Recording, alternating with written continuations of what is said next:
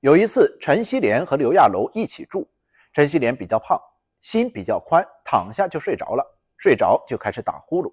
刘亚楼苦不堪言，这让我怎么睡呀？这到底是什么情况呢？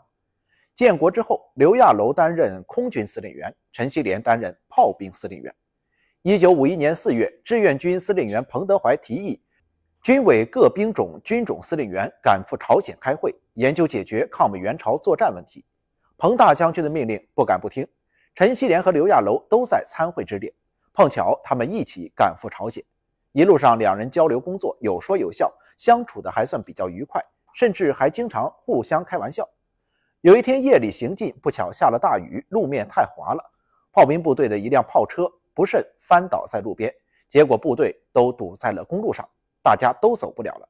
看到这一幕，刘亚楼挖苦陈锡联说：“老陈啊，你的兵把咱们的路都堵住了，你说怎么办吧？”陈锡联开玩笑说：“你不是有翅膀吗？咱们飞过去吧。”大家只好耐心等待。白天一起走，到了晚上，他们就住在了一起。于是呢，就出现了文章开头的情形。陈锡联睡觉打呼噜，搞得刘亚楼一夜都没有睡好。换个地方睡吧。这是在行军的路上，也睡不好。刘亚楼一夜搬了好几次的家，都睡不好，最后呢，还是搬了回来。虽然如此，号称是雷公爷的刘亚楼也没有生气，没有向陈锡联抱怨，都是为了革命工作嘛，是他自己睡不着，不能怨人家陈锡联。一路辛苦，终于赶到了朝鲜志愿军的司令部，他们受到了彭德怀的热情欢迎。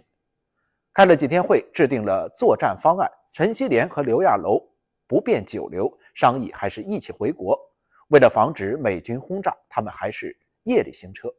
刘亚楼坐在前面引路的汽车里，陈锡联坐在后面的汽车里。刘亚楼的司机比较熟悉路况，开得比较快，渐渐的就把陈锡联等人甩在了后面。陈锡联失去了和刘亚楼的联系，找不到行军的路线了，走岔了路。突然美军飞机来轰炸，陈锡联等人赶紧跑出车外隐蔽起来。敌机疯狂的扫射，汽车被打了好几个洞，形势真的是万分危险。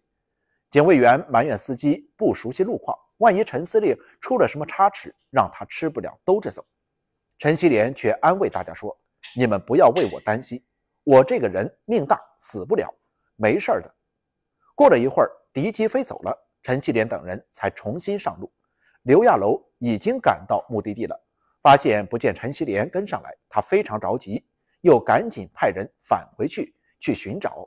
当找到陈锡联之后，刘亚楼才松了一口气。